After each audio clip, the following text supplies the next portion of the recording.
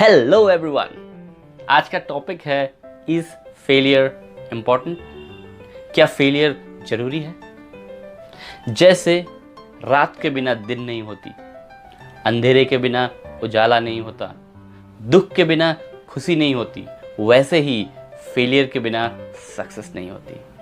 अगर हम बात करें अब्राहम लिंकन से लेके महात्मा गांधी तक, MS धोनी से लेके नवाजुद्दीन सिद्दीकी तक, ऐसे बहुत सारे नाम हैं जिन्होंने अपने लाइफ में बहुत बार फेलियर देखी है।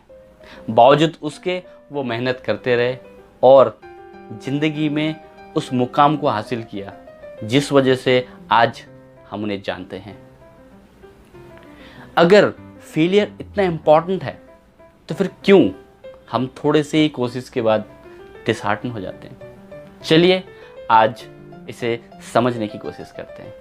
जब भी हम कुछ चीज़ चूज़ करते हैं और डिसाइड करते हैं कि उसे हमें परस्यू करना है, अगर हमने वो डिसीजन आउटर वर्ल्ड के इन्फ्लुएंस से लिया है तो हमारा फोकस होता है प्रेज एंड रिकॉग्निशन।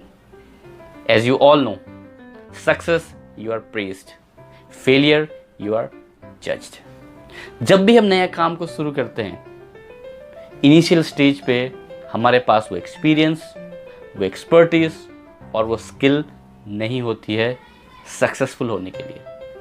जैसे जैसे हम फेल होते जाते हैं वैसे वैसे हम चीज़ों को सीखते जाते हैं और उस चीज़ को इम्प्लीमेंट करते जाते हैं और हम अपनी लाइफ में आगे बढ़ते हैं। फेलियर जो है हमारा फाउंडेशन है, तो जितना मजबूत फाउंडेशन होगा उतना ही स्टेबल हमारा सक्सेस होगा। वैसे तो फेलियर के बिना सक्सेस नहीं मिलती है, लेकिन अगर हम एक्सेप्शन की बात करें, कई बार तुरंत सक्सेस मिल जाता है। अगर तुरंत सक्सेस मिल जाता है तो उसका स्टेबिलिटी भी कम होता है, वो बहुत ज़्यादा टिकता नहीं, वो नीचे चले जाता है। क्यों?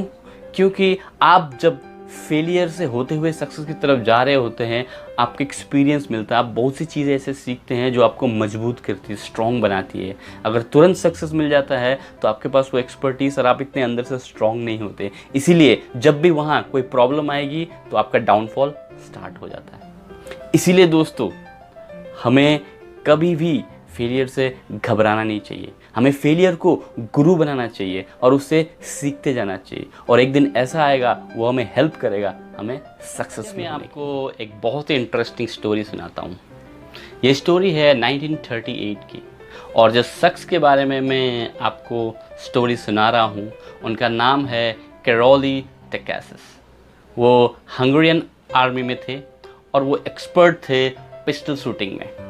उन्होंने कई सारे नेशनल और इंटरनेशनल चैम्पियनशिप जीत रखी थी और उनके देश में एक उत्साह का माहौल था और सब लोग वेट कर रहे थे 1940 समर ओलंपिक का, जिसमें वो अपने देश के लिए गोल्ड मेडल ले आएंगे। लेकिन उसी दौरान एक ऐसा हादसा हो गया जिसमें उन्हें अपने राइट हैंड खोना पड़ा। इसके बाद एक बड़ी उदासी सी माहौल हो गई और वो शख्स 1 साल के लिए कहीं गायब हो गए, लापता हो गए। और 1 साल बाद 1939 में वो एक चैम्पियनशिप में आए। उन्हें देखकर सारे कॉम्पिटिटर खुश हुए और उन्हें कहा कि आप यहाँ हमें उत्साह बढ़ाने आए हैं, इसके लिए बहुत बहुत धन्यवाद। उन्होंने कहा, मैं तुम्हारी उत्साह बढ़ाने नहीं, मैं इस कंपटीशन को लड़ने आया हूँ। उस 1 साल में उन्होंने अपने लेफ्ट हैंड से प्रैक्टिस करी और इतने एक्सपर्ट हो गए कि वो अब कंपटीशन भी लड़ने आ गए थे, और उस कंपटीशन में उन्होंने जीत हासिल की। उस जीत के बाद सारे लोगों में एक नया उत्साह आ गया और सब लोगों को लगा कि 1940 ओलंपिक में ये गोल्ड मेडल जरूर ले आएंगे। लेकिन ये बड़ा ही अनफॉर्चुनेट था कि उस टाइम 1940 ओलंपिक को रद्द कर दिया गया सेकेंड वर्ल्ड वॉर के लिए। उसके बाद फिर से एक निराशा आई, लेकिन उन्होंने हिम्मत नहीं छोड़ा और वो प्रैक्टिस करते रहे 1944 ओलंपिक के लिए। लेकिन 1944 ओलंपिक भी रद्द हुआ और वो बड़े ही डिसहार्टन हुए क्योंकि उनकी उम्र जो है धीरे धीरे बढ़ रही थी। लेकिन उन्होंने अपनी हिम्मत नहीं हारा और अपनी प्रैक्टिस जारी रखी। उसके बाद 1948 ओलंपिक में वो गए और गोल्ड मेडल हासिल किया। कहानी यहीं ख़त्म नहीं होती दोस्तों।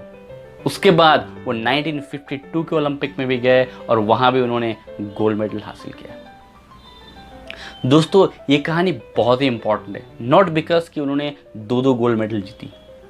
इम्पॉर्टेंट इसलिए है कि वो जिस सर्कमस्टांसेस में थे, जिस सिचुएशन को वो फेस कर रहे थे, किसी भी सर्कमस्टांसेस में वो हारे नहीं और फाइट करते रहे और एट लास्ट उन्होंने अपने ड्रीम को पूरा किया। इसलिए दोस्तों हमें इस कहानी से ये चीज़ ज़रूर सीखनी चाहिए कि फेलियर टेम्परेरी है, सक्सेस परमानेंट है। तो इसलिए हमें परमानेंट के पीछे भागना चाहिए, एवरी टाइम परमानेंट के पीछे भागना चाहिए। आज के लिए बस इतना ही दोस्तों। अगर आपने मेरे चैनल को सब्सक्राइब नहीं किया है तो ज़रूर सब्सक्राइब कीजिएगा। Thank you very much. This is Rajiv Acharya signing off for today.